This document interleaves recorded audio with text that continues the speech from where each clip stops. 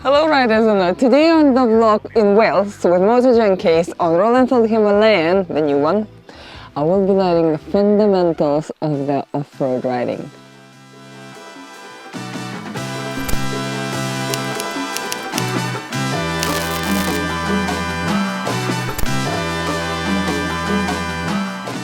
As you can see, both Himi and my boots are already very filthy, and the reason for that is I already did all the riding. It was no moment yesterday during the training and riding the trails when I could relax. It was so intense, and there was no time whatsoever to do any pieces to the camera, and at the end of the day, I'll be honest, I was completely knackered. I was so tired.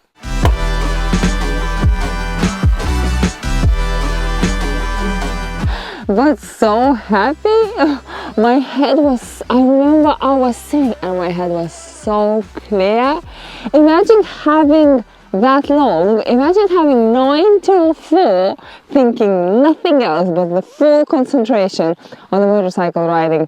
That is like the best therapy that it could be, and that happens I found not always when I'm cruising and I'm comfortably riding where I know the road, but most often like on the track or here off-road in Wales, where I was completely out of my comfort zone. I decided to divide yesterday into 2 episodes because it was a lot that I've learned, and a lot of tips that can be so useful for any of you. Even if you are riding on road, every now and then you end up on the filth, you end up on the gravel, you end up on the slippery slope, you end up on something where it doesn't feel like a grip tarmac, and that's when you apply your off-road skills. And that's the main reason why I always wanted to do more off-road riding, because I knew that it will definitely make me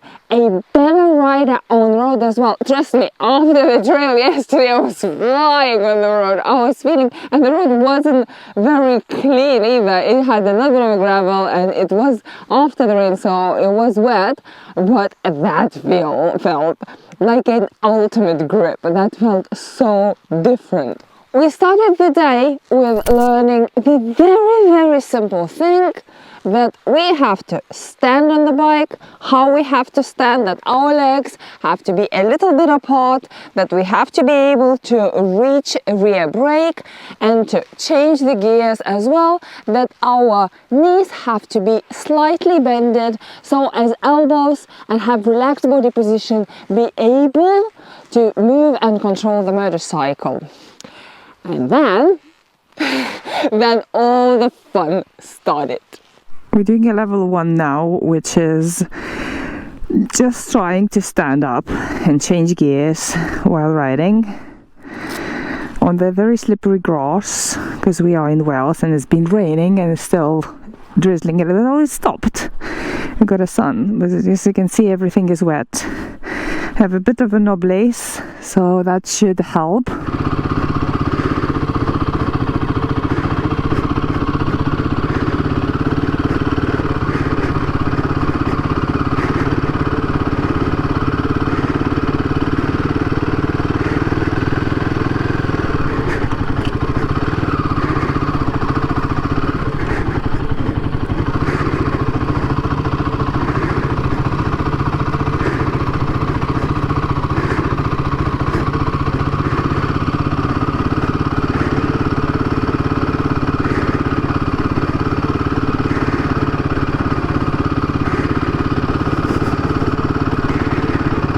It's all technical stuff, all about body position. We will get a feedback at the end.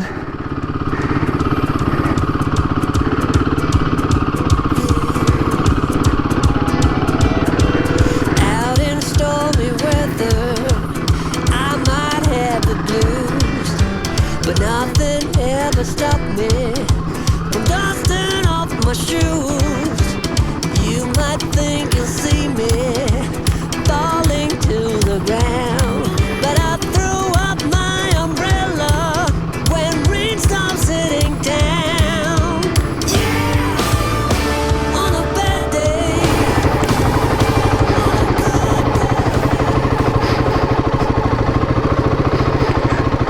going very, very slow, it's actually more difficult than going a little bit faster.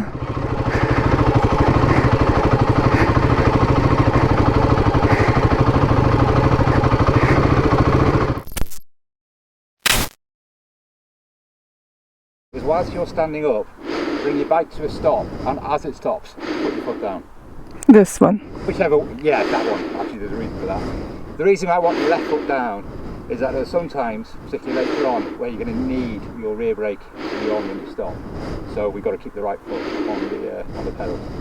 So we come along, we stop the bike, and then we put our foot down. The reason we make sure the bike is stopped is because, I'll just show you, you've got the foot peg here, and whilst these are bend, you know, they're designed to come back, if it does catch your rear leg, it's likely... That's what happened to me in January, the foot peg went right through my leg. Right. So exactly, really good example, perfectly timed. We want to make sure we're stopped before so there is no forward momentum on that bike.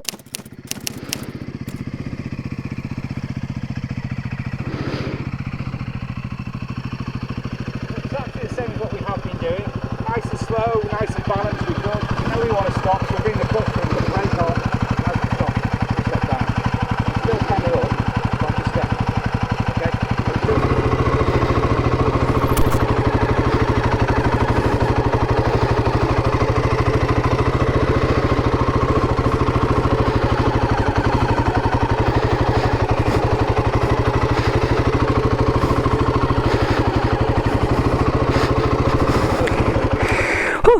You did it right, insofar as when you were turning left, your body weight was over to the right. I can see your hips moving, which is really nice, and that is enabling us to balance the bike really nice. So it's new, you did it well. What we're doing the next time, just do the same, just practice and feel relaxed. Looking out the window, reflecting who I am. No one ever stopped me, not even on. Nice. I was just going to keep practicing that. I've got no feedback to give you other than... Really? It was harder than it looks, especially when you are learning off-road riding on ADV. When you are not an ADV rider, even instructors agree that this is definitely not the best bike to start riding off-road. But if you're choosing to ride it on adventure bike, Enfield Himalayan is one of the best because of its size, because it is not expensive to fix when something's wrong, and because the engine is not too powerful. If by mistake your hand will slip and you twist the throttle or accidentally push the brakes too hard, it's less common to have a disaster. This training on that slippery grass is exactly what I wanted. It's exactly the very basic of how to start riding off-road in very safe environment, but complicated enough because we've been told that nothing will be more slippery than this grass after the rain going down the slope, and we learn things like stopping going down the slope on the slippery grass. That sounded so scary at the beginning. That's probably was the scariest part of the day for me, the slopes, because I'm not used to ride them, the hills, and especially in the slippery environment. And we managed that with a little fall, but if you don't fall, that means you are still in your comfort zone, right? Suppose now I was in Essex, the other way of me doing this would be asking you to ride at 30-40 mile an hour, apply your brakes, bring yourself to a stop. But we have the benefit of here, we have nice slopes already for us, so we can do this at slower speed with less of a risk. So whilst I get your point, these are hills, we're actually doing it in a more risk managed way because the speeds aren't there. Okay. So when we go down slope number 1, which is where I'm going to be standing, Steph is going to let you go down. When you get to the point where the bike is going to start rolling, bring your clutch in. I don't want any engine braking on it. What I want is you to apply the front brake to keep you at walking pace and fine tune it with the rear. So We're using a front brake mostly. Yeah, not a grab on. Yeah, but like feather, but not moving, like stable. Yeah, it gets it to a nice biting point. But the bike is still moving. Yeah, the bike's still moving, so it's going down at walking pace. And then when we've got that walking pace sorted, we know roughly the front brake is correct and we can fine tune from the rear.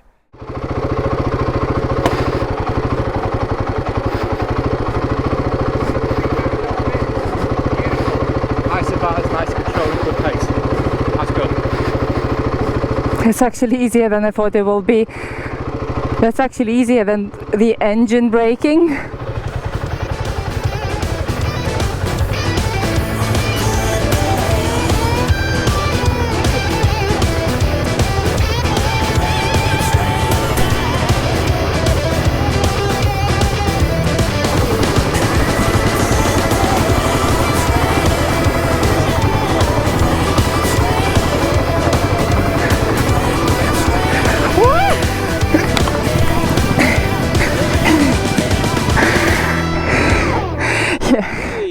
It's because of a corner. It was like quite a dramatic roll. Yeah. Yeah, that's quite normal, isn't it, to lose the tyre on the corner? Yeah. And you know, we talked before about the grip on the corner and this sort of stuff, because the intention wasn't for you to turn down here. Sorry, it should have been to carry on straight down there. Oh, I thought. Yeah. Because what we've done there is we've tried to apply braking, and then we've reached the limit of the grip. Yeah, I tried to let the brake go, but then it's not. Yeah, skidded around. Yeah. What we'll do, I'll get the bike back up to the top, and then on the next one, because you had the speed and the balance absolutely perfect. Yeah. The direction went. What we'll do, carry on down here. Yeah, okay. And all the way. You had to show me. Yeah, I do. I thought that's quite a dramatic turn I have to do while thinking about braking and the clutch and everything. Yeah. And you wouldn't. Yeah, but you have to learn to fall on that as well. What happened actually? I didn't meant to turn in the middle of a slippery slope. I thought we have to turn. I thought like they're trying to make it very complicated for us, but they know what they're doing. So I just turned. I turned around. I had to go all the way down the slope and then to turn. And I ended up lying on the ground, which was fun, like rolling down the hill. That was fun. That was a good laugh, and that was a fall that you have to have when you're riding off-road. It's inevitable if you're going outside your comfort zone and doing sketchy stuff that I decided to do. Okay. I'll take it back around to the top. Nothing bended, so that's quite good. A bit of a thing we may as well talk about this now. Oh, broke this. What we got to watch is the bike still functional once we have come off. What we need to yeah. So things like throttle twist grips are one, because quite often you get mud jammed up there, so the throttle won't release, and the brake jamming on these things as well. These are a lot stronger than what used to be on the previous models, because that was bent before, but the brake's perfect as well. So again, rear brake, it's not bent in, so it's a perfect crash really. Perfect storm. Yeah. Oh my god, look what I did! A good example of the limitations of tyre and tyre grip when we are asking them to do too much. We're already at a lot of braking force going down, and then as soon as we turn to try and go across camber, it's just saying, I've had enough, I can't do. And the only way that tyre can then do or go is sideways down the hill, which is what it did, and that's what's spun you around. Yeah. And we fall off. So we're going to do it again. We're going to go straight down, but we're going to start off on this way we did start off, this one here. I'm going to do a couple of these first. We're going to skip that little bit, and we're going to go back to this one. Okay. All I want on that one is just go straight down. Yeah. Okay. Yeah. I can see the trail now. Yeah. I can see where I'm supposed to go. You know the muddy mark going off to the left? Yeah. Yeah. Where my skid marks are. Yeah. Good. We'll do that, and then we'll develop the exercise slightly to bring us to a stop on the slope.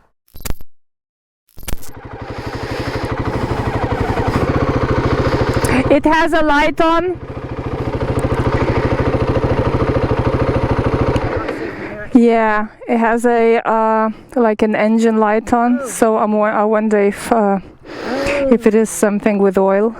Engine light on, G.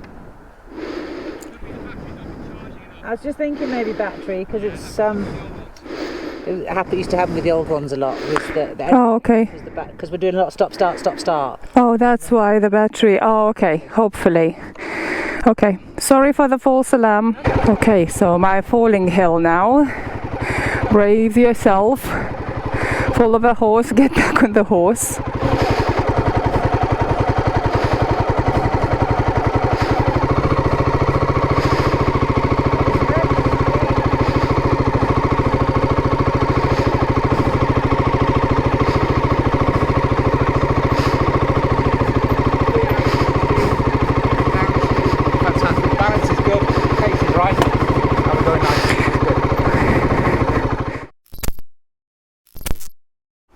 So, we're going to bring ourselves to a stop where I'm standing. And we're only going to do it on 2 slopes.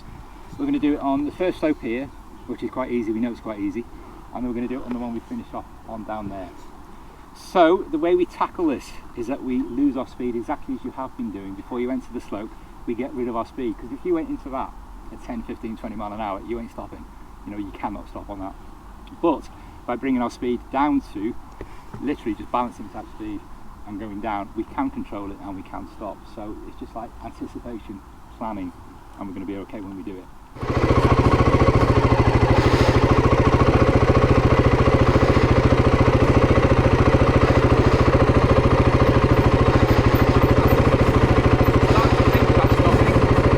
Bring your bike to a stop and just step down. That's absolutely perfect. So whenever you're ready, look to where you want to go. Okay.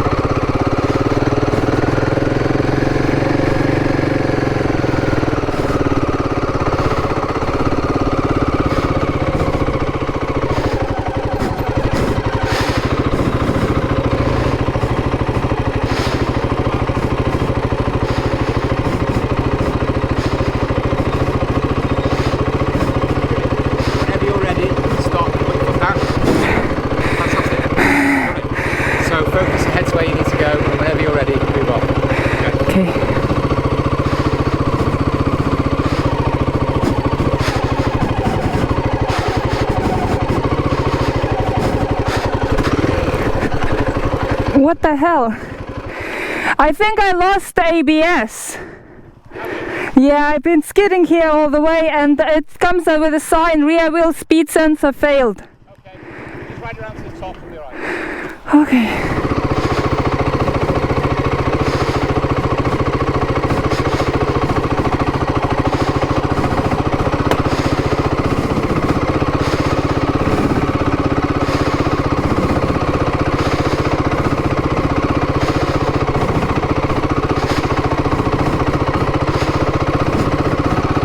It's so slippery without ABS. It's ridiculous how much difference that makes.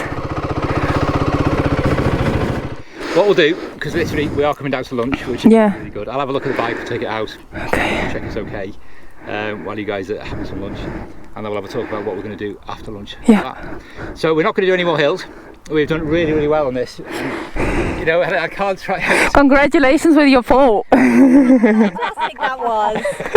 No, I didn't see it because I was like skidding around that corner. I did like the most perfect stunt woman roll. And then Did you? Wow. Cirque du Soleil is knocking on the door. No, really, really good. And we've pushed ourselves on our bikes to the point at which we can't really ask for much more, can we? You know, we've done a lot of stuff this morning. You look at the way we talked about your riding experience and sort of stuff when you arrived. We've done little bits, but you know, maybe not had so much tuition or what have you. We've learned some very basic techniques that we can use in quite complex situations, and you've applied them. So we've had a fall, but as you say, we skidded it. We tried to control it as much as we can, but there comes a point where we can't do anything. So just step off the thing. I didn't feel the armour when I was rolling. You did, yeah. And similarly, you know, it's become intuitive. It doesn't always go right. We turned off halfway down the slope, we skidded off and had a fall, but we got back on and we retackled that slope, and that is really, really good because it's good mental determination to apply what we've done to something we didn't succeed at the first time. It's really, really nice. It's been really, really good and a good productive morning. I honestly was so nervous. The entire day I was so nervous about so many things because like it's something that I don't do very often. It's something that I really wanted to do, but it doesn't mean that I was less scared. I was scared, but I did it anyway. I was scared so many times, and at the end of the day I was so tired, and then it just, but I made it. As you can see, I made it in one piece, and I can say that if you will decide to get the Himalayan as the adventure bike, Himalayan, I think they say it Himalayan, you have to fix my pronunciation of the bike names because I read it Himalayan. I'm Lithuanian, and once I heard somebody saying Himalayan, that stuck in my head. But I think the right pronunciation is a little bit different, so I am sorry that I mispronounce it. Himalayan. I think it's Himalayan. Okay, whatever. Coming back to the bike, I think it's more than capable of what we did yesterday, and that's a proof. The bikes are in one piece, we are in one piece, and we made through. Would it be easier on a Max? Yes. But if you want to get into the adventure bike riding, and if you are planning to do some on-road riding as well, this is more than capable to do more than 70 miles per hour, and you will be happily cruising even the long stretches on the motorway on this with all the luggage and everything.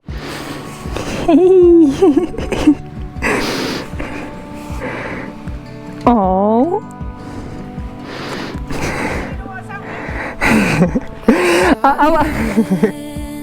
I'm quite busy. I'm having hugs.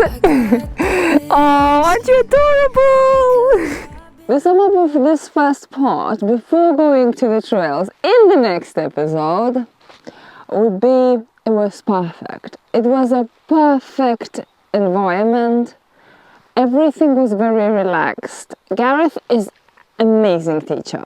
And he is amazing to judge capabilities of everyone and to push as a person a little bit further than he is capable now. So if you are coming with the skills already, I'm sure he will push you a lot further than he pushed us, the very beginners who are learning the first skills. We got a lot of nice words as well. We surprised him by doing better than he expected us. Don't judge the book by the cover. It was absolutely great. I couldn't recommend Motojunkies, and I'm saying it from all my heart. I couldn't recommend Motojunkies to learn to ride off-road and to do the trails more. It was nice. It was like your mate teaching you, with a lot of experience and knowing how to teach. It was a perfection of teaching.